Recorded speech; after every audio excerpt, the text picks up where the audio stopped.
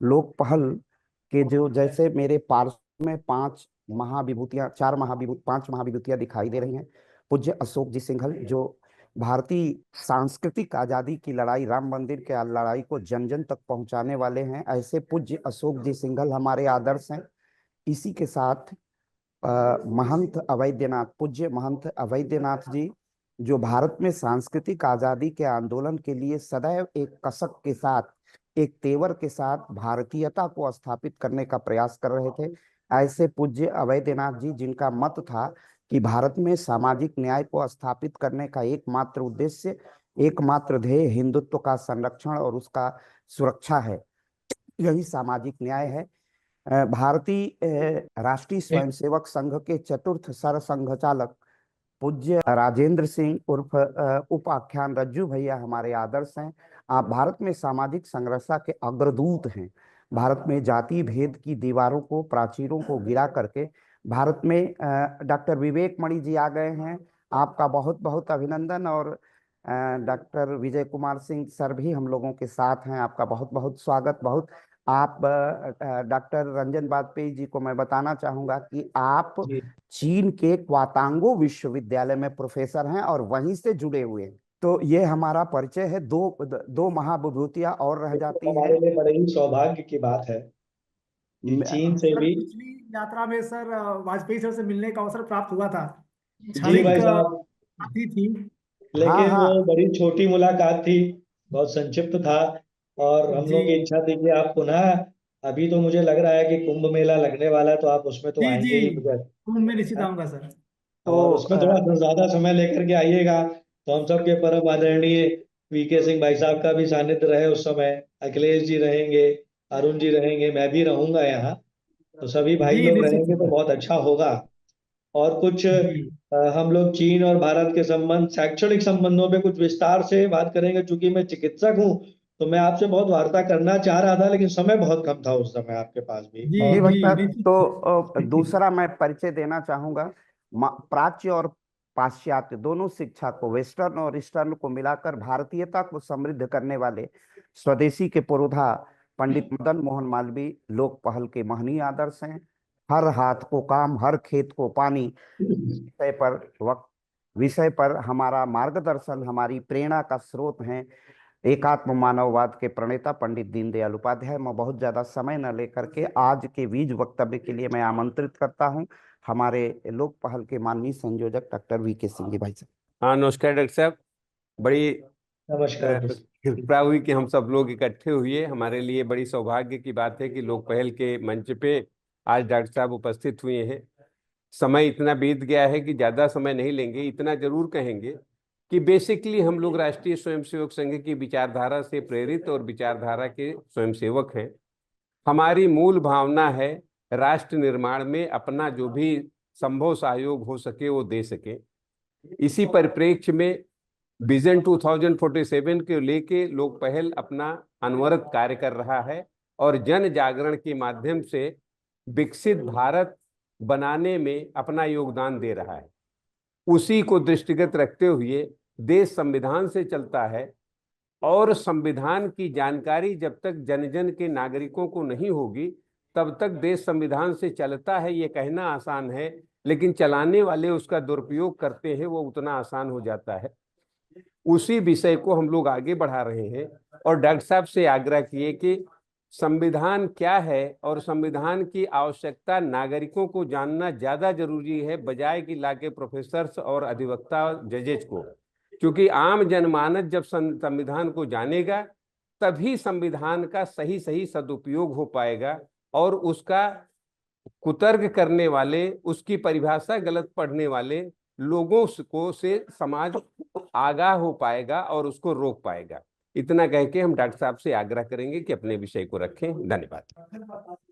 अब इस सभी को सभा का संचालन डॉक्टर ऋषिकेश जी करेंगे और महत्वपूर्ण वक्तव्य में डॉक्टर विवेक मणि त्रिपाठी जी चीन से अपनी टिप्पणी देंगे और दिल्ली विश्वविद्यालय के मुख्य परिसर के असिस्टेंट प्रोफेसर, बहुत तेजस्वी, हमारे बड़े अनन्य डॉक्टर ऋषिकेश जी इसका संचालन करेंगे और मेरे सारे रिसर्च स्कॉलर और बड़े लोग भी आशुतोष प्रताप सिंह हैं और आशुतोष प्रताप सिंह गुरुजी भी जुड़े हुए हैं। वो आशुतोष सिंह तोमर नहीं जुड़े, आशुतोष सिंह गुरु जी जुड़े हुए हैं। जो गुरु जी सत्यदेव सिंह जो पूर्व सांसद हुआ करते थे, उनके अनुज हैं, और इन्हीं के घर से अटल बिहारी वाजपेयी की चुनावी राजनीति की यात्रा शुरू हुई थे। तो आपका भी बहुत बहुत अभिनंदन। संघ के बहुत ही महनीय और वरिष्ठ हैं, और मैं अपने को सौभाग्यशाली समझता हूं कि आशुतोष प्रताप सिंह आशु गुरु जी, कोई ऐसा रविवार नहीं होता है जब वो हमारे कार्यक्रम में ना आए। अवशेष संचालन डॉक्टर ऋषि जी, और महनीय टिप्पणी डॉक्टर विवेक जी, और आप इनसे अपना संबोधन पूरा करवाइए, हम लोग मीटिंग की तरफ जा रहे हैं। ठीक है सर। ठीक है, बहुत बहुत धन्यवाद। जी सर, बहुत बहुत आभार सर। फिर से सर, आदरणीय विजय सर को और आपको सर, दोनों लोगों को सर सादर प्रणाम। जैसा कि सर ने बताया कि अब आगे के कार्यक्रम, वैसे जब हमारे आज के इस मंच के राष्ट्रीय संयोजक विजय कुमार सिंह जी ने आह्वान बीज वक्तव्य की बात कर ही दिया है मुख्य वक्तव्य के लिए, तो मैं आदरणीय रंजन वाजपेयी जी से मैं ये सादर जो है अनुरोध करूंगा कि अब वो इस विषय पर अपनी बात रखें। आदरणीय रंजन वाजपेयी जी। जी, सादर प्रणाम ऋषि जी। जी, सादर प्रणाम जी। सर्वप्रथम तो मैं अपने परिचय से शुरू करना चाहूँगा और आपको हार्दिक आभार व्यक्त करना चाहूँगा कि लोक पहल के बड़े मंच पे आपने मुझे आमंत्रित किया अपना विषय विकसित भारत 2047 के एक संवैधानिक परिप्रेक्ष्य पे अपने कुछ विचार रखने के लिए, वक्तव्य रखने के लिए। मैं डॉक्टर रंजन वाजपेयी हूँ। मैंने BDS और MDS masters in oral maxillofacial surgery से किया। प्रयागराज में एक दंत चिकित्सालय चलाते हैं और मैक्सिलोफेशियल सर्जरीज पे अपने कार्य को आगे बढ़ा रहे हैं।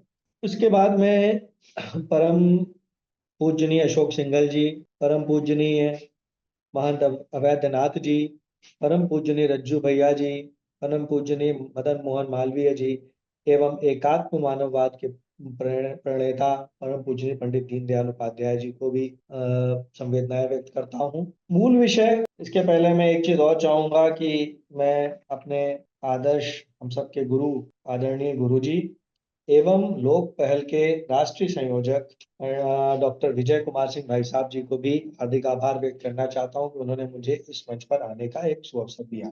हम लोग अपने विषय पर जब आते हैं तो सबसे पहले एक विचार आता है कि 2027 23 साल बाद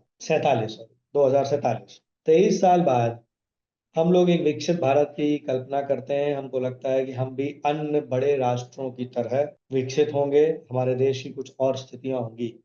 लेकिन आज के जो 10 साल पहले का जो परिप्रेक्ष्य था 2047 क्या, मुझे तो लगता है कि 97 में भी लोग ये उम्मीद नहीं कर सकते थे भारत विकसित हो पाएगा।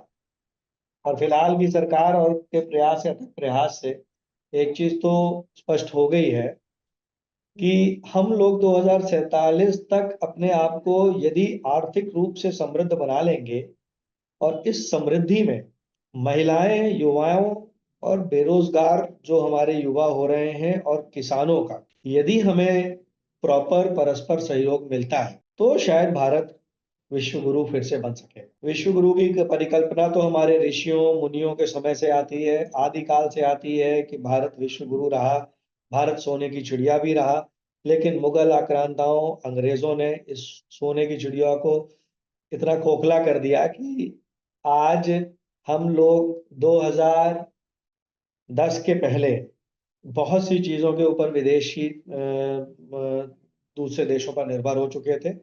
हाँ, फिलहाल आदरणीय नरेंद्र मोदी जी की सरकार आने के बाद इधर भी बहुत से मूलभूत परिवर्तन हुए हैं और ऐसा प्रतीत होता है कि हम लोग 2047 तक सोने की चिड़िया और विश्व गुरु दोनों बन सकते हैं।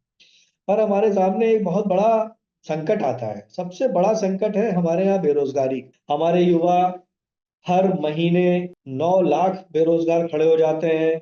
इस हिसाब से आप समझ लें कि एक साल में लगभग 1 करोड़ लोग बेरोजगार हमारे यहाँ होते हैं। हमारे पास सरकारी नौकरियां मात्र 8 करोड़ हैं। जो स्टैटिस्टिक्स मुझे मिला है मैं उसके आधार पर बात कर रहा हूँ। 8 करोड़ केवल हमारे पास नौकरियां हैं और 1 करोड़ बेरोजगार हमारे यहाँ प्रति वर्ष उत्पन्न हो रहे हैं। तो भारत सोने की चिड़िया तो बनते दिखेगा नहीं, विश्व गुरु कहाँ से बनेंगे? तो देखिए, मुझे लगता है कि अब हम लोगों को स्वावलंबी भारत, अपने आप पे ही खड़े होना है, अपने पैरों पे खड़े होना चाहिए, अपने कुछ नई चीजें इन्वेंट करनी चाहिए, इन्वेंशंस करने चाहिए और कुछ ऐसा प्रयास करना चाहिए कि एक सरकारी नौकरी की तरफ ना भागने से बेहतर है कि हम लोग कुछ ऐसी सामाजिक संरचना करें, सामाजिक व्यवस्थाओं को बनाएं कि एक व्यक्ति 10 लोगों को भी रोजगार दे दे। एक छोटे से कुटीर उद्योग की पे चलते, एक छोटा सा मैं कहता हूँ कि हम लोग डॉक्टर्स ही हैं, एक डॉक्टर्स होते हैं, डॉक्टर्स में बड़ी चीज होती है कि हम साहब मेडिकल कॉलेज में हो जाएं, हम साहब सरकारी डॉक्टर हो जाएं, ठीक है, बहुत अच्छी बात है, कैरियर सेफ हो जाता है, कैरियर सिक्योर हो जाए।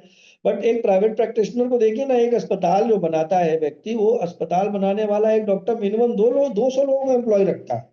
जब 200 लोगों का परिवार का भरण पोषण करने की स्थिति पे आ जाते हैं तो आप एक एज अ फैक्ट्री काम करते हैं। तो मुझे ये लगता है कि इस तरीके का कॉन्सेप्ट डेवलप होना चाहिए। अब जैसे कि बहुत से बड़े बड़े इंजीनियर्स हैं, देश विदेश में हैं, हमारे देश के बहुत से इंजीनियर्स हैं जिन्होंने IIT से पढ़ाई की, IIMS से मैनेजमेंट के कोर्सेज किए, उनके बाद उन लोगों ने सरकारी प्राइवेट कंपनियों में, MNCs में नौकरी करने के बजाय वो वापस अपने गाँव आए, अपने क्षेत्र में आए और क्षेत्रों में बड़ी-बड़ी फैक्ट्रीज डेवलप की। बहुत ढेर सारे उदाहरण हमको आपको मिल जाएंगे। तो 2047 एक लक्ष्य तो हमने डिसाइड कर लिया कि हमको विकसित भारत बनाना है, बट उसको विकसित भारत बनेगा कैसे, इसके लिए भी हमें कार्य करना है। छोटी सी इकाई से यदि हम शुरू करते हैं, मेरी जो सोच है, जहां तक मैं ग्रामीण अंचलों में बहुत रहा हूँ और ग्रामीण बैकग्राउंड से ही आता हूँ, मुझे ये लगता है कि जब हम लोग छोटे थे तो गांव की स्थितियां बहुत अच्छी थी, अच्छे मकान थे गांव में, बहुत अच्छा समरसता थी गांव में। उसी समरसता को वापस लाना है। मैं कहता हूं कि अगर हम लोग ऑर्गेनिक फार्मिंग को प्रमोट करें, ऑर्गेनिक फार्मिंग से कई चीजें होंगी। एक तो हमारे जो बैल गाय ये सब जो काटे जाते थे, फिलहाल जब से आदरणीय योगी जी की सरकार हुई, इन सब चीजों पे तो बहुत प्रतिबंध हो गया है और ये बहुत ही अच्छी बात भी है। बट उसके पहले जो था, आप और पहले इन सब जानवरों को काट करके लोग बीफ के नाम पर विदेशों में खूब सप्लाई होता था, विदेशों से हमारे यहाँ भी आता था। एक एक अजीब टाइप की गाय के प्रति एक अराजकता का माहौल बना रखा था गाय बैल। फिलहाल अगर हम लोग इसके पीछे के परिदृश्य में जाते हैं तो हमको लगता है कि आप उस गांव की कल्पना करिए जिस गांव में बैल होते थे। एक एक व्यक्ति के घरों में 10-10, 20-20 जानवर होते थे। वो बैलों का उपयोग करते थे खेती करने के लिए, गायों का उपयोग करते थे दूध के लिए, दूध घी, और उसके बाद जो उसका बाय प्रोडक्ट होता था काउडंग, उस काउडंग का उपयोग उन्हीं खेतों में किया जाता था। तो रिवर्सल की एक ऐसी चेन, एक ऐसी चेन कंटिन्यूड थी उस समय कि हमको बाहर से कुछ लेने की आवश्यकता ही नहीं पड़ती थी, हमको यूरिया की जरूरत ही नहीं पड़ती थी। और हमारे देश में आज आप कैंसर का स्तर देख लीजिए, लोगों को कितना कैंसर हो रहा है, और आज के 50 साल पहले, 60 साल पहले, या हम कह रहे हैं 200 वर्ष पहले देखिए कि कितने लोगों को कैंसर होता था। खैर उसका स्टेटिस्टिक्स नहीं है 200 वर्ष पुराना, हम ये कह रहे हैं कि फिर भी आप 50 साल पुराना भी अगर स्टेटिस्टिक्स उठा लेते हैं तो भी आपको कैंसर जैसी बीमारी से ग्रसित होने लोगों की संख्या बहुत कम मिलेगी। पर आज की डेट में ये जानलेवा बीमारी दिन पर दिन बढ़ती जा रही है। इसका कहीं ना कहीं कारण वही उर्वरक और वो जो रसायन जो हम लोग सब्जियों में, अपने गेहूं में, चावलों में, इन सब इतनी चीजों को इतना प्रोडक्शन वगैरह में करते हैं, ये एक बहुत बड़ा कारण उसके पीछे भी है। तो कल्पना हम लोग जहां से कर रहे थे, हम कल्पना उस गांव की करें। यदि हम मुगलों के पहले के अपने भारत को देखते हैं, तो उस समय की यदि कल्पना की जाए तो गांव का जो स्ट्रक्चर था, वो स्ट्रक्चर इतनी जल्दी नहीं बन सकता है, 20-25 सालों में बन तो नहीं सकता है। पर अगर उस स्ट्रक्चर में हम 10% भी काम कर लेंगे तो मैं आपको निश्चित तौर पे कहता हूं कि हम भारत में 2047 नहीं, हम 2040 में भी विकसित भारत बना सकते हैं। लेकिन हमको गांवों की तरफ वापस जाना पड़ेगा, हमारे पढ़े लिखे लोगों को गांवों की तरफ वापस जाना पड़ेगा, गांव के लोगों को मोटिवेट करना पड़ेगा ऑर्गेनिक फार्मिंग के लिए, बैल रखने के लिए। बैलों के देखिए, बैल रखने के कई फायदे, बेरोजगारी खत्म होगी। गांव में जो बेरोजगार युवा घूम रहे हैं वो गंदी लतों में पड़ रहे हैं, शराब पी रहे हैं, मद्यपान कर रहे हैं, सिगरेट्स पी रहे हैं, बीड़ियां पी रहे हैं, ये सब कर रहे हैं। यदि उन उन युवाओं के पास एक अच्छा कार होगा, वो बैल चलाएं, मैं ये नहीं कहता हूँ बैल चलाना कोई खराब चीज है, बैल चलाना कतई खराब चीज नहीं है। बैलों से जिस प्रकार से खेती की जाती थी, आज उस तरीके से ट्रैक्टर से भी नहीं। हाँ, थोड़ी सी टाइम टेकिंग जरूर है, टाइम टेकिंग होना कोई बड़ी चीज नहीं है। हमारा युवा उसमें एंगेज होगा, युवा जब उसमें एंगेज होगा तो अपनी खेती के बारे में नई चीजों को शोध करेगा, नए नए डेवलपमेंट्स करेगा, और उन डेवलपमेंट्स को हम लोग, जब हम ज्यादा अच्छा ऑर्गेनिक फूड प्रोड्यूस करेंगे और अपने भारत के लोगों को करेंगे, तो पहले तो हमारा ब्रेन अच्छे से डेवलप होगा, हमारा शरीर अच्छे से डेवलप होगा, और उसके बाद जब हम उसकी एक्सेसिव प्रोडक्शन कर लेंगे, तो जब हम विदेशों में बेचेंगे, विदेश हमारे प्रति आकर्षित होंगे और वो हमसे ही उन चीजों को खरीद। 10 बेरोजगारी का डर हमेशा 10% है। प्रत्येक महीने में हम लोग 9 लाख बेरोजगार खड़े कर रहे हैं। भारत में सरकारी नौकरियों की संख्या मात्र 8 करोड़ है। हर हाथ को काम, हर खेत को पानी, बीपीएल मुक्त भारत, गरीबी मुक्त भारत और स्वावलंबी भारत का सपना कब साकार होगा? जब हम में से हर व्यक्ति उद्यमी बनना चाहेगा। हर व्यक्ति रिलायंस नहीं बना सकता, हर व्यक्ति टाटा नहीं बना सकते, बट एक व्यक्ति दिए की फैक्ट्री लगा सकता है। गोबर से बनाए हुए दियों की सप्लाई इस बार दीपावली पर बहुत हुई, कभी इस पे लोगों ने नहीं सोचा था। गोबर से बनाए गए बहुत से प्रोडक्ट्स इस बार दीपावली पे लोगों ने ढेर सारी परचेसिंग करी। बीच में कैंडल्स का प्रचलन हो गया था, लोग कैंडल्स लगाते थे, लोगों ने दीपकों को, बिल्कुल मिट्टी से बने दीपक बिल्कुल अवॉइड कर दिए गए थे। लेकिन इधर बीच आपने पिछले 5-7 सालों में एक वृहद परिवर्तन देखा होगा कि कैंडल्स की बाजार लगभग खत्म होती जा रही है। कुम्हार जो लोग हैं उनकी उनकी बाजार फिर से बढ़ी है, कुल्हड़ होगा। पहले हम लोग चाय पीते थे, डॉक्टर साहब सभी लोग, हम लोग चाय याद करिए आज के 10 साल पहले जब पीते थे, तो प्लास्टिक के बड़े अजीब से व्हाइट टाइप के, जिनमें आजकल पानी तो दे दिया जाता है, बट उस टाइप के छोटे छोटे कप्स हम लोगों मिला करते। बट आज की डेट में मैं देखता हूँ कि मैक्सिमम दुकानों पर दोनों व्यवस्थाएं होती हैं। ज्यादातर, बहुत कम ऐसी दुकानें होंगी जहां पर कि कुल्हड़ नहीं होगा। तो ज्यादातर दुकानदार भी समझ चुके हैं कि कुल्हड़ की चाय पीने वाले लोग हमारे ज्यादा हैं, और इस तरीके के प्लास्टिक की यूटेंसिल्स में पीने वाले लोग कम हैं। तो ये भी एक रोजगार बढ़ा। उसी तरीके से गोबर से संबंधित रोजगार बढ़ेगा। गोबर से संबंधित जब रोजगार बढ़ेगा तो हम लोग बायोगैस पर आएंगे, हम लोग सीबीजी प्रोडक्शंस पे आएंगे। भाई साहब, आज की डेट में जो हम लोग पेट्रोल डीजल के ऊपर अपनी निर्भरता रखे हुए हैं, इन्हीं चीजों से, इन्हीं बायो मटेरियल, खेती के जो बायो वेस्ट होता है, खेतियों में जो पराली निकलती है, गन्ने का जो बायो प्रोडक्ट निकलता है, इन बायो प्रोडक्ट से हम लोग कंप्रेस्ड बायोगैस भी बना रहे हैं। हमारे आदरणीय नरेंद्र मोदी जी ने इसके लिए एक विशेष तौर की स्कीम बनाई हुई है, सब्सिडाइज्ड स्कीम है वो। बहुत लोग यदि चाहे तो उसको भी कर सकते हैं। तो कुल मिलाकर के इस तरीके के बहुत एग्जाम्पल्स हैं, बहुत सी चीजें हैं। हम हर चीज को नहीं बता सकते, एक लिमिटेड समय होता है हमारे पास भी, हर चीज को नहीं बोला जा सकता। बट ये है कि सर्वप्रथम हमें प्रयास करना चाहिए, हम तभी गरीबी से मुक्त हो पाएंगे, तभी बीपीएल मुक्त हो पाएंगे। हर खेत को पानी तभी मिलेगा जब हमारे यहाँ हर व्यक्ति ये सोचेगा कि मुझे सरकारी नौकरी नहीं पकड़नी। ठीक है, सरकारी नौकरी का के लिए भी, सरकारी में भी अगर सब लोग नहीं जाएंगे तो तंत्र ही खत्म हो जाएगा, तंत्र रहना चाहिए। बट उसके बाद हर युवा को सोचना कि किस प्रकार से एक उद्यमी बन सकता। अब याद करिए कि भारत के गांव जब आत्मनिर्भर थे, तब विश्व व्यापार में हमारा प्रतिशत 45%, 18वीं शताब्दी तक। और आज हम मात्र 2% से भी कम योगदान पर रह गए हैं, जब हम लोग अपने, हमारे गांव जब आत्मनिर्भर नहीं रहे हैं। तो जो मैं कह रहा था इतनी देर से, ये एक स्टैटिस्टिक्स भी बता रहा है। अब बात आती है कि भारत सोने की चिड़िया था, भारत आत्मनिर्भर था, सब बोलते हैं, अंग्रेजों ने भारत को तोड़ा, बाद में भारत की आजादी के बाद अर्थनीति, समाजवाद की नीति। लेकिन भारत कहीं ना कहीं पिछली आजादी के समय से लेकर के आज के 12 वर्ष पहले से लगभग तक अपनी नीतियों से भटक चुका था।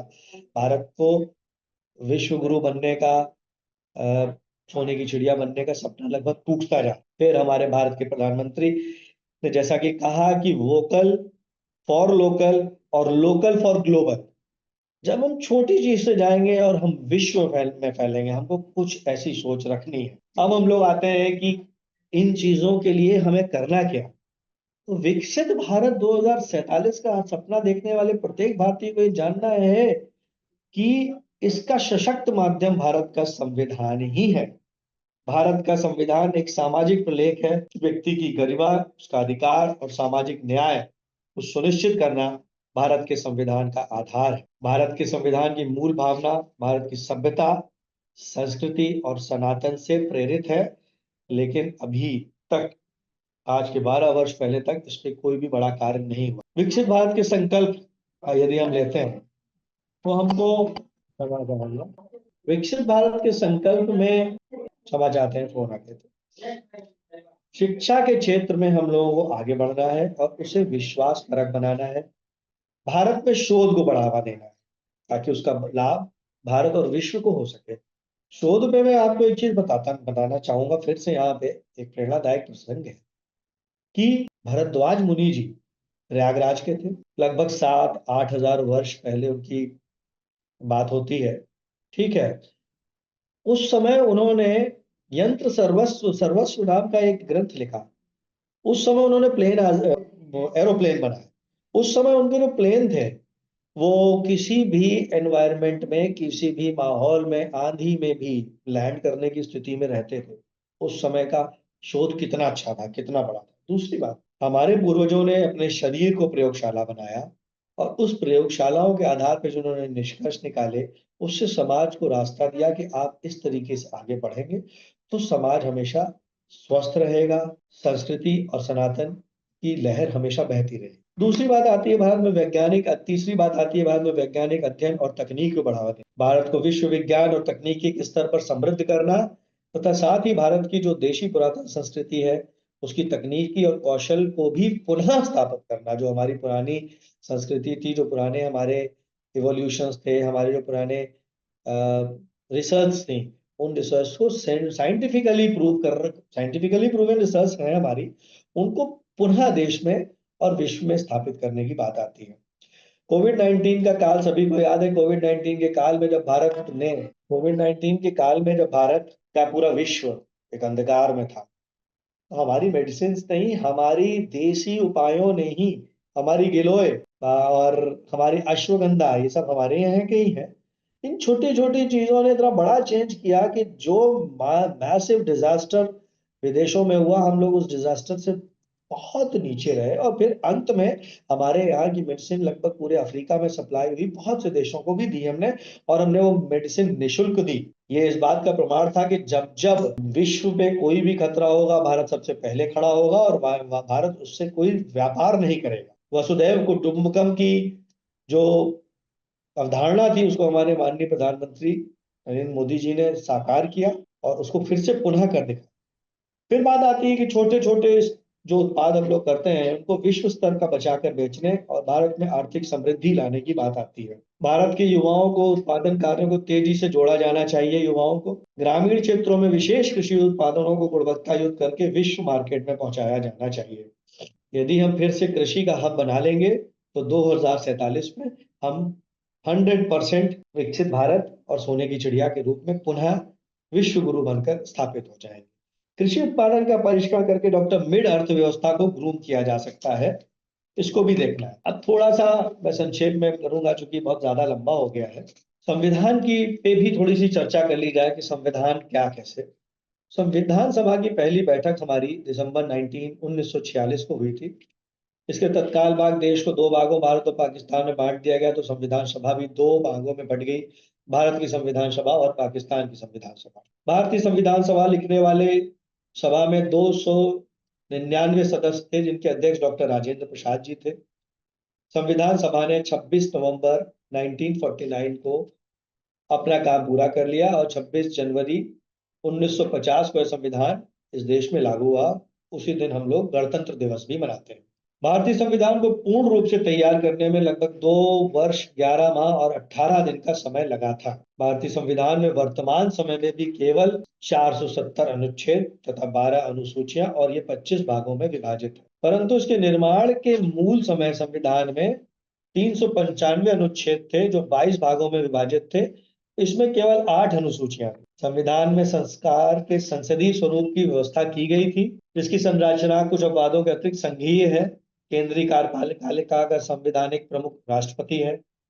भारत के संविधान की धारा 79 के अनुसार केंद्रीय संसद की परिषद में राष्ट्रपति तथा 2 सदन हैं और जिन्हें राज्यों का मंत्रिपरिषद सामूहिक रूप से लोगों को सदन लोकसभा के प्रति उत्तरदायी है। प्रत्येक राज्य में एक विधानसभा है। उत्तर प्रदेश, बिहार, महाराष्ट्र, कर्नाटक, आंध्र प्रदेश और तेलंगाना में एक ऊपरी सदन है जिसे हम लोग विधान परिषद कहते हैं। राज्यपाल यहाँ पर राज्य का प्रमुख होता है। देश में राष्ट्रपति प्रमुख होता है। प्रत्येक राज्य का राज्यपाल और राज्य की कार्यकारी शक्ति उसमें निहित होती है। मंत्रिपरिषद, जिसका प्रमुख मुख्यमंत्री है, राज्यपाल को उसके कार्यकारी कार्यों के निष्पादन में सलाह देते हैं।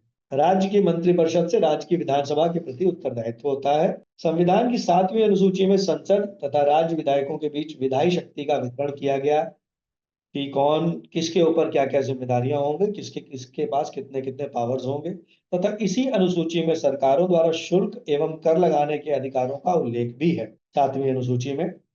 इसके अंतर्गत 3 सूचियां हैं: संघ सूची, राज्य सूची एवं संवर्ती सूची। अवशिष्ट शक्तियां संसद में विहित हैं। संविधान के 22 भागों को विभाजित किया गया है तथा इसमें 395 अनुच्छेद एवं 12 अनुसूचियां हैं। अब लास्ट में मैं अंत में यही कहना चाहूंगा कि भारत के संविधान का मूल संविधान के अवलोकन से एक चीज तो स्पष्ट है और मेरा एक विनम्र निवेदन भी है हमारे लोकपाल से जुड़े सभी लोगों से। हमारे राष्ट्रीय संयोजक आदरणीय विजय कुमार सिंह जी भाई साहब का जो सोच है वो ये है कि हर व्यक्ति के पास, जैसे हम लोग अपने घरों में भगवत गीता, रामायण ये ग्रंथ रखते हैं, उस तरीके से मुझे लगता है कि आने वाले समय में हर व्यक्ति के पास संविधान की मूल प्रति होनी चाहिए। मूल प्रति से ये स्पष्ट हो जाएगा कि संविधान की मूल भावना भारत की पुरातन संस्कृति से प्रभावित थी और जो संविधान था उसको अपने पूर्वजों के कार्यों पर बहुत अभिमान था। धीरे धीरे करके कालांतर में उसमें बहुत संशोधन किए गए, बहुत सी चीजें हुई, लेकिन मूल प्रति की यदि आप स्पष्ट अवलोकन करेंगे तो जो मैंने अभी कहा कि पुरातन संस्कृति से प्रभावित और अपने संविधान को पूर्वजों पर पूर्ण तरीके से विश्वास एवं अभिमान थी। फिलहाल मैं इतना ही कहना चाहूंगा आज के इस वक्तव्य में, और मैं चाहूंगा कि हमारे चाइना से जुड़े, चीन से जुड़े डॉक्टर विवेक मणि जी आगे इस पर कोई भी टिप्पणी करें। सभी को धन्यवाद, साधुवाद, हार्दिक आभार प्रकट करता हूँ। बहुत बहुत आपका भी बहुत बहुत आभार सर, इस बड़े ही सारस्वत और सारगर्भित वक्तव्य के लिए। और आपने बड़े ही विस्तार से, बड़े ही व्यापकता से न केवल विकसित भारत @2047 की संकल्पना को बहुआयामी तरह से और अपने व्यापक स्वदेशी जागरण मंच के आप जो है एक बड़े महनीय कार्यकर्ता हैं, तो उस अनुभव से भी आपने बड़ी महत्वपूर्ण बातों को कि किस तरह से हम न केवल इसको एक मिशन की तरह से देखें, बल्कि हम इसको एक विजन की तरफ से भी देखें।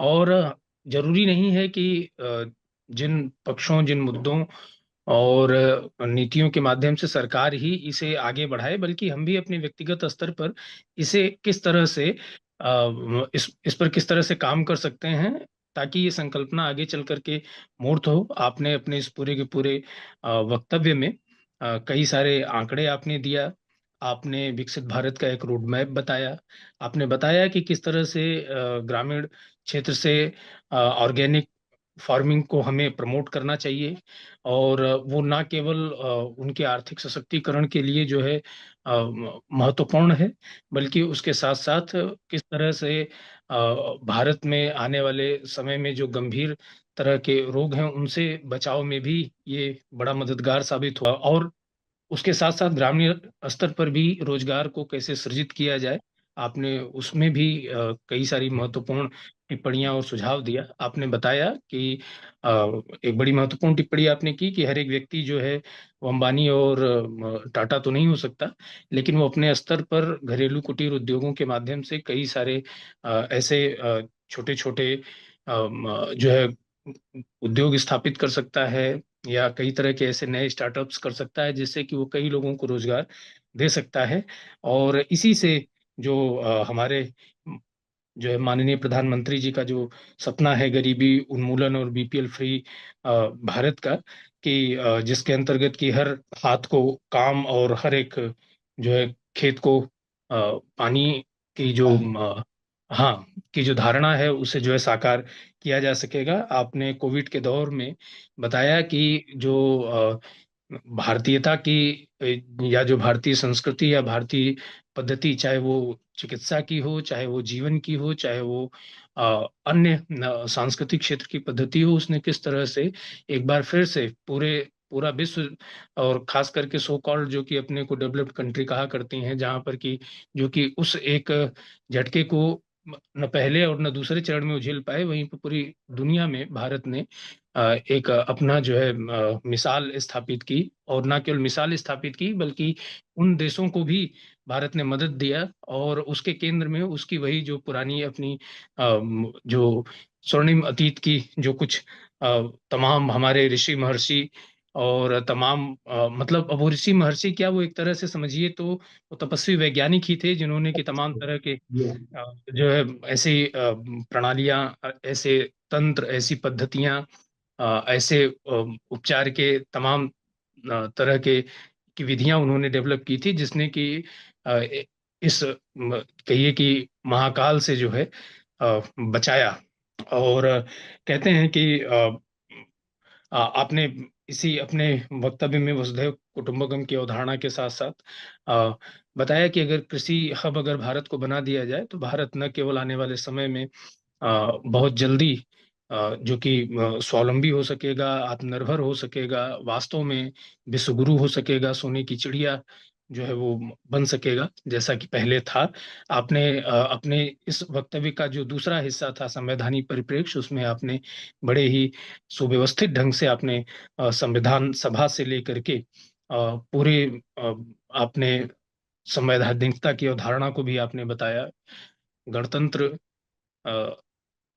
की एक तरह से संकल्पना और संवैधानिक अंग, संसद की संकल्पना, और उसके साथ साथ जो संविधान का जो कहिए कि वास्तविक जो महत्व है, और एक तरह से कहिए कि संविधान भारतीयों के लिए किस प्रकार न केवल जो है उनके एक जीवन दर्शन का हिस्सा है, क्योंकि भारत एक आस्थावान देश है, और यहाँ पर अ, हम तमाम तरह के जो है अपने अ, उसका जीवन जीवन मैं हाँ, हाँ हाँ जीवन पुरातन संस्कृति से बिल्कुल प्रभावित था ना, और अपने पूर्वजों को जो पुराना हमारा पूरा कल्चर था उसको उन्होंने कोलेबरेट किया, उन्होंने पाइल्ड अप किया, फिर उसके आधार पर संविधान की रचना करी।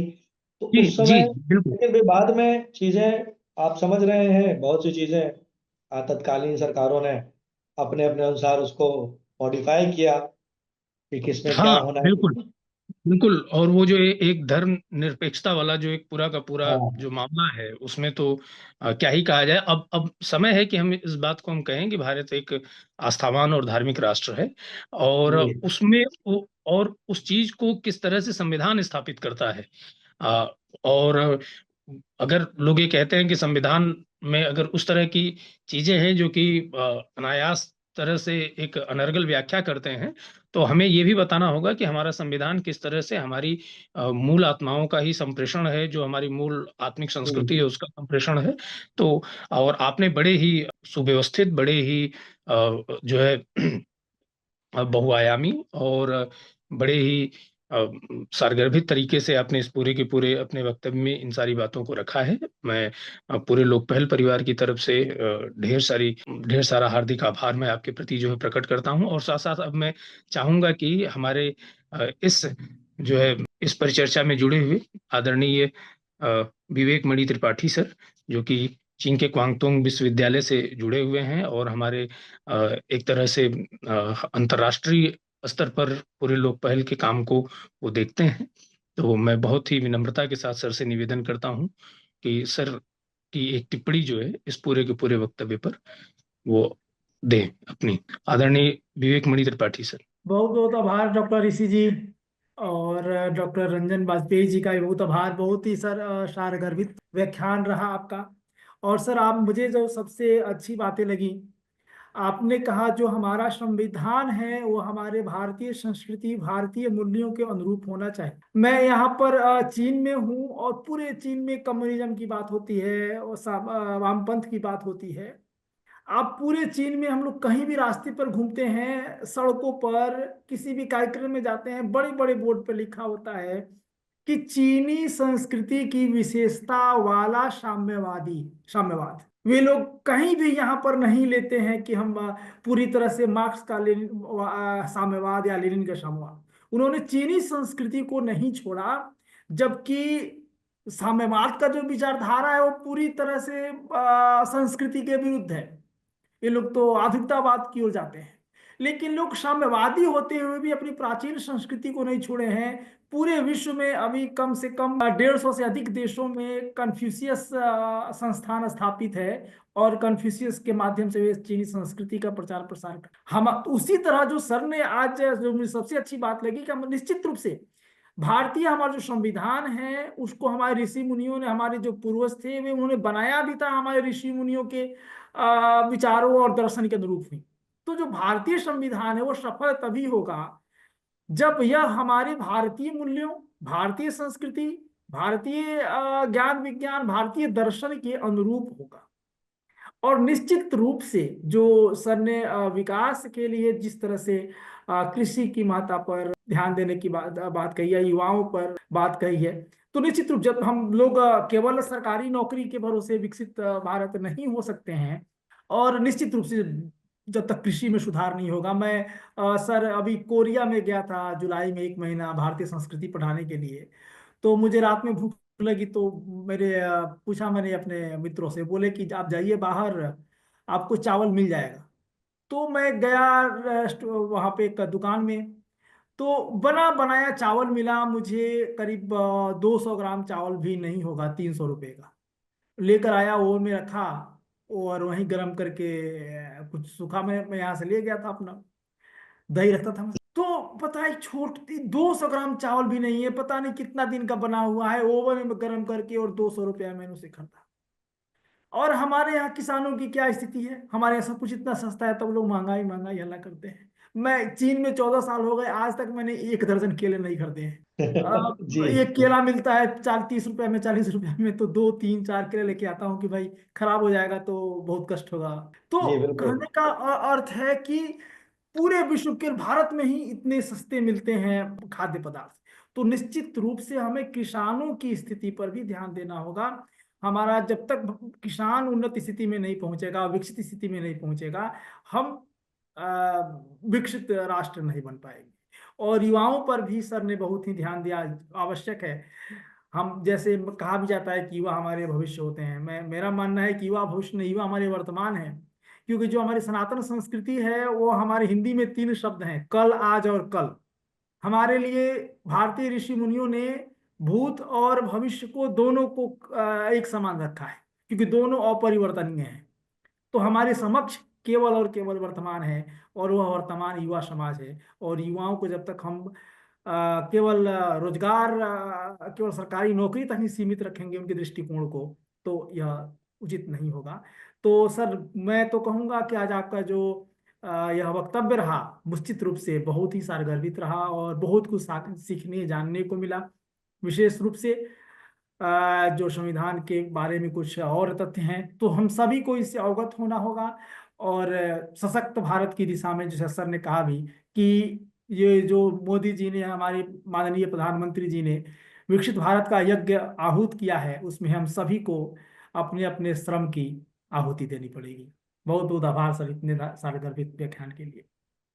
धन्यवाद भाई साहब। बहुत बहुत बहुत बहुत आभार डॉक्टर विवेक मणि त्रिपाठी सर। आपका उद्बोधन, आपका मार्गदर्शन सदैव हम लोगों के लिए इसे बड़ा सहायक होता है। और आज आपकी एक विशिष्ट टिप्पणी जो है जीके जो है इस वक्तव्य पर, कि आपने न केवल भारतीय दृष्टिकोण से, मेरी आवाज आप सभी तक जा रही है? जी अभी आ ऋषि रही जी, है, अब आ रही है, बिल्कुल। बीच में व्यवधान हो गया था, अब आ रही है। जी जी। आप लोगों से माफी चाहूंगा, कुछ जो है कनेक्शन के कारण थोड़ी सी जो चीजें। तो मैं यही कह रहा था कि विवेक ने बड़े ही अच्छे, न केवल राष्ट्रीय, और हर बार होता है कि सर के जो अंतर्राष्ट्रीय जीवनानुभव हैं वो बड़े ही जो है विषय की स्पष्टता में कारगर साबित होते रहे। तो बहुत बहुत आभार सर आपका इस विशिष्ट टिप्पणी के लिए। मैं देख पा रहा हूँ कि आंसू गुरुजी भी अभी जुड़े हुए थे। आंसू गुरुजी अगर हैं तो मेरा एक बड़ा विनम्र अनुरोध आपसे होगा कि अगर आपकी भी कोई विशेष टिप्पणी अगर इस पर हो जाती तो बड़ा अच्छा रहता। आंसू गुरु जी मेरी आवाज जा रही है आप तक? हाँ बिल्कुल। जी जी, तो एक बार आप अगर कैमरा और ऑन हो सके तो। ऑन है कैमरा। अच्छा अच्छा, जी जी, तो आप आपकी एक टिप्पणी हम चाहेंगे आज के इस परिचर्चा के विषय पर, जिसका कि विषय है विकसित भारत @ 2047 एक जी संवैधानिक परिप्रेक्ष्य, जिस पर कि रंजन जी ने अभी एक बड़ा ही महत्वपूर्ण वक्तव्य जो है दिया। जी, अच्छा, सादर सादर निवेदन है। आप मतलब सभी को मतलब मेरा सादर मतलब प्रणाम।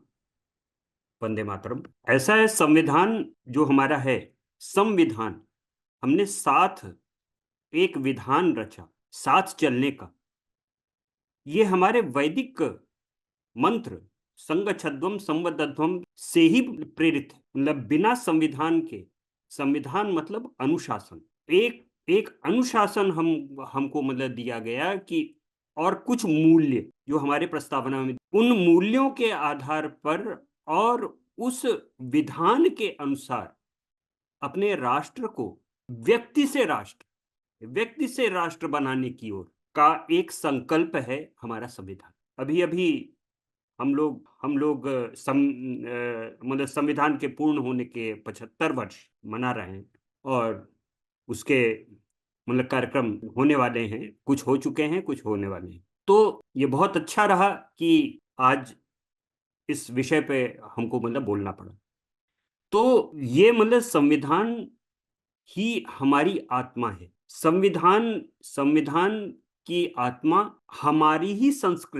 हमारी संस्कृति से मतलब लिया गया है। वो जो 20 चित्र, 2 चित्र बाद में जोड़े गए हैं, वो कुल मिला के 22 चित्र, वो 22 चित्र ही ये सिद्ध कर रहे हैं कि हमारा संविधान क्या है और किन मूल्यों के आधार पर हम चले हैं। हमने अपने को गणतंत्र कहा। गणतंत्र गौतम बुद्ध के समय पर भी हमारे यहाँ गणतंत्रात्मक व्यवस्था थी। आज का संसद ही मतलब गणतंत्रात्मक व्यवस्था का जो मतलब संथागार था, उसी संथागार से हम आगे बढ़े, या वैदिक उससे सभा समिति को आप मतलब ले लीजिए, वहां से हम आगे बढ़े हैं और आगे बढ़ते चले जा रहे हैं। तो संथागार से हम आज सेंट्रल विस्टा पे पहुंचे।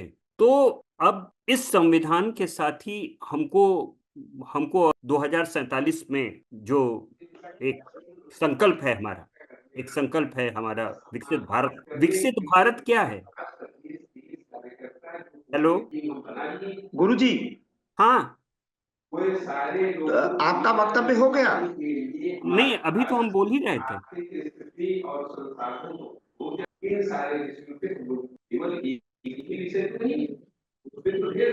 आपका वक्तव्य। हेलो। बस एक दो चीज बोलना था। हाँ जी जी जी। एक दो चीज बोलना था बस। जी जी जी। देखिए, जो जो मतलब विकसित भारत का एक हमारा वो है 2047। तो सामाजिक, आर्थिक, भौतिक और आध्यात्मिक, ये 4 चीजों को लेकर जो जो एक सर्वोच्च स्थिति होगी, वो हमारा विकसित भारत होगा। और वो भारत वही भारत होगा जिस भारत को हम भूल गए थे, और सीधा मतलब 1200 साल की गुलामी को भी चीर कर हम आज फिर से 2014 से हम फिर उसी पथ पर बढ़ चुके हैं और आगे बढ़ रहे हैं। और इसी से ये एक आस्था है, एक विश्वास है कि हम वही मतलब परम वैभवम नेतुमेतत् स्वराष्ट्रम, अपने स्वराष्ट्र को परम वैभव की स्थिति पर समर्थ होंगे। और हिंदू राष्ट्र तो हम मान के ही चलते हैं कि हिंदू राष्ट्र है। तो हम उसको प्रार्थना में भी कहते हैं, प्रभु शक्तिमान हिंदू राष्ट्रांग भूता। हिंदू राष्ट्र के अंग थे।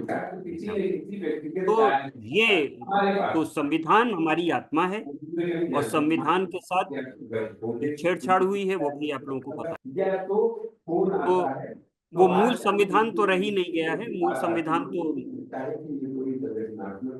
बस ये है कि मोदी जी ने लाकर दे दिया कि कम से कम मूल संविधान हमारे पास आ गया, नहीं तो वो भी शायद मतलब गायब हो गया होगा। बस यही हमारा हमको मतलब कहना था कि संविधान संस्कृति के बिना अधूरा है, और हमारी संस्कृति से ओतप्रोत ही हमारा भारतीय संविधान है, और उसे वैसा ही रखना पड़ेगा। ठीक, हाँ, हो गया अखिलेश जी। जी, बहुत बहुत बहुत अभिनंदन गुरुदेव आपका। गुरुजी, आप हमारे बड़े आदरणीय हैं, हम लोग हृदय से आपका सम्मान करते हैं, और आपके साथ हम लोगों का एक आत्मा का संबंध है, भारतीयता का संबंध है, आपका स्नेह आशीर्वाद मिलता रहता है। अब मैं निवेदन करूंगा डॉक्टर विवेक मणि त्रिपाठी जी से कि एक औपचारिक धन्यवाद ज्ञापन के साथ इस सत्र का समापन करें। जी, बहुत बहुत आभार सर। आज का जो हम लोगों का यह व्याख्यान रहा, मैं कहूँगा कि निश्चित रूप से बहुत ही समसामयिक विषय पर रहा और बहुत ही सार्थक रहा, सफल भी रहा। सबसे पहले आज के जो हमारे मुख्य अतिथि डॉक्टर रंजन वाजपेयी जी थे, उनका बहुत बहुत आभार। उन्होंने अपना बहुमूल्य समय दिया और अपने ज्ञान से भी हमें लाभान्वित किया। निश्चित रूप से हमारे इस मंच से जुड़े हुए सभी दर्शकों को, श्रोताओं को इससे लाभ मिला होगा और मिलेगा भी। साथ ही आज हमेशा की तरह हम लोगों का उत्साहवर्धन के लिए हमारे इस कार्यक्रम के संयोजक डॉक्टर वीके सिंह सर जुड़े। उन्होंने अपना समय भी दिया, आवश्यक कार्यों से उन्हें जाना पड़ा, उनका भी विशेष आभार सर समय देने के लिए। डॉक्टर अखिलेश त्रिपाठी जी का भी आभार, इनकी सुमधुर और जो गुंजायमान वाणी है, हम सभी के प्रेरक हैं और अनुकरणीय भी हैं। इनका जो साहित्य साधना और राष्ट्र साधना है, तो आपका भी सर बहुत बहुत आभार। आज आदरणीय गुरुजी आशुतोष पी सिंह जी को भी सुनने का अवसर मिला। प्रथम बार मुझे गुरुजी को सुनने का अवसर मिला, और सर आपका बहुत बहुत आभार। और इस अनुज की इच्छा है और प्रार्थना भी कि आपको पुनः सुनने का मुझे लाभ अवसर प्राप्त हो शीघ्र ही। अगले रविवार को मैं वादा करता हूं कि गुरुजी ही बोलेंगे, उसके बाद कोई दूसरा बोलेगा। हाँ, क्योंकि गुरु जी का आज वक्तव्य संक्षिप्त ही सुनने को मिला, लेकिन बहुत नहीं ही नहीं, सार्थक पूर्ण आप रहेंगे अगले जी बार, गुरु जी, मैं और निश्चित हम लोग रहूंगा। पूरा सुनेंगे। गुरु जी को सुनना सौभाग्य होगा मेरा। साथ ही आज डॉक्टर अखिलेश सर के अनुपस्थिति में डॉक्टर ऋषि सिंह जी ने जिस तरह से इस कार्यक्रम की संचालन लिया अपने हाथों में, निश्चित रूप से उनका भी बहुत बहुत आभार। साथ ही सनी कुमार जी, अवर्तिका जो तोष जी, चंद्र प्रकाश मलिक जी का भी विशेष आभार। और हमारे इस जो हमारा पटल है, लोक पहल का पटल, उसका भी आभार। और जो सबसे आवश्यक है, हमारे इस टीम के, जो हमारी तकनीकी टीम है, उनका विशेष आभार, क्योंकि उनके तकनीकी टीम ही है हमारी या लोक पहल की, जिनके श्रम साधना से हम लोग पूरे देश विदेश के कई जगहों पर बैठे हुए और एक दूसरे को सुन पा रहे हैं, और इतने वर्षों से हमारा यह कार्यक्रम निर्बाध गति से चलता आ रहा है। तो हमारी सभी तकनीकी टीम के सदस्यों का बहुत बहुत आभार। साथ ही हमारे इस पटल से, इस मंच से जुड़े हुए हमारे सभी दर्शकों, श्रोताओं और राष्ट्र प्रेमियों का भी बहुत बहुत बहुत आभार। आप इस सुंदर आभार ज्ञापन के लिए। आप अंतर्राष्ट्रीय स्तर के विद्वान हैं, और अंतर्राष्ट्रीय स्तर पर लोक पहल की पहचान बनाने में जिस प्रकार की भूमिका का निर्वहन प्रोफेसर विवेक मणि त्रिपाठी ने किया है, वह अतुलनीय है, अपूर्व है। आपका बहुत बहुत अभिनंदन, बहुत बहुत स्वागत। और हमारे लोक पहल के बहुत ही अभिनीय महनीय अपने परिवार के सदस्य और प्रसिद्ध दंत चिकित्सक और चिकित्सा के क्षेत्र में एक बड़ा नाम डॉक्टर रंजन वाजपेयी जी का मैं बार बार अभिनंदन और स्वागत करता हूं। आपके वक्तव्य को मैं नहीं सुन पाया, लेकिन रिकॉर्डिंग मेरे पास आएगी यूट्यूब पर भी। कुल मिला के जो तकनीकी टीम ने हमें रिपोर्ट दी है, उसके अनुसार जो विभिन्न माध्यमों पर सुन रहे थे लोग, उनकी संख्या 23,000 से ऊपर थी। और एक हफ्ते के बीतते बीतते हम लोग लगभग 5 लाख के बीच अपनी पहुंच बना देते हैं। तो उन सभी श्रोताओं का अभिनंदन जो हमें लाइक करते हैं और पूरा सुनते हैं, और डॉक्टर रंजन जी की बातों को सभी लोग सुनेंगे, उससे लाभान्वित होंगे, और लोक पहल के चैनल की अब ये स्थिति हो गई है कि पंजाब से प्रोफेसर और बड़े बड़े महनीय वक्ता फोन करते हैं कि भाई एक दिन मेरा भी वक्तव्य हो जाए, और उसी में उनकी माताजी के साथ एक दुर्घटना हो गई और वो महनीय वक्ता नहीं बोल पाई, और हमारे अल्प निवेदन पर डॉक्टर रंजन बाजपेयी जी ने हम लोगों के अनुरोध को स्वीकार किया। वो अपने ही परिवार के हैं, मेरे बहुत प्रिय छोटे भाई हैं, उनका बार बार अभिनंदन, बार बार स्वागत। और उनके वक्तव्य से आज पूरा देश विदेशों में भी जैसे हेमंत पुष्पाकर जी ब्रिटेन से सुन रहे थे, बड़े कवि हैं और बड़े मन से सुनते हैं, वो लाइव सुनते हैं, चूंकि इस पर नहीं सुन पाते हैं तो वो लाइव हमको फेसबुक पर दिख रहे थे। तो मैं सभी श्रोताओं का और इस आभासी मंच को सजाने के लिए हमारी जो बहुत ही महनीय, हमारा जो क्या कहें, वो प्राण प्रण से उनको बार बार प्रणाम करता हूं, ऐसी मानसी थपलियाल जी को मैं हृदय से आभार व्यक्त करता हूं और आशा करता हूं कि आप हमारा इसी तरह सहयोग करती रहेंगी। आपका बहुत अभिनंदन, स्वागत। और मैं आपसे निवेदन करूंगा कि आज के कार्यक्रम का आप समारोह करिए, समापन करिए। डॉक्टर साहब बहुत बहुत स्वागत। अब आज बहुत अमूल्य क्षण में से आपने हम लोगों को समय दिया है, इसलिए बहुत अभिनंदन आपका। मेरा सौभाग्य भाई साहब कि आपने मुझे कुछ बातों को, अपने हृदय से जो कुछ चीजें थी, अपने मस्तिष्क में कुछ चीजें थी, जी उनको जी। बोलने के लिए इतना बड़ा प्लेटफॉर्म दिया। तो मुझे लगता है कि जो भी लोग इस वीडियो को सुनेंगे वो कुछ ना कुछ अपने गांव के बारे में सोचना शुरू करें। जब बिल्कुल हम भाई साहब अपनी इकाई जी, को समृद्ध करेंगे तो हम स्वयं समृद्ध हो ही जाएंगे। बिल्कुल बिल्कुल, निश्चित फिलहाल रूप इस से। पे बहुत सी चीजें हैं, बाद में फिर कभी मौका मिलेगा तो और बोला अरे जाएगा। बिल्कुल, ये आपका मंच के है, लिए आपसे संवाद आज होगा। जी, आज के लिए बहुत बहुत आभार, धन्यवाद। मानसी जी, अब आज के कार्यक्रम वीडियो को एंड तक देखने के लिए धन्यवाद। ऐसी ही और वीडियोस के लिए देखते रहिए हमारा YouTube चैनल लोकपहल।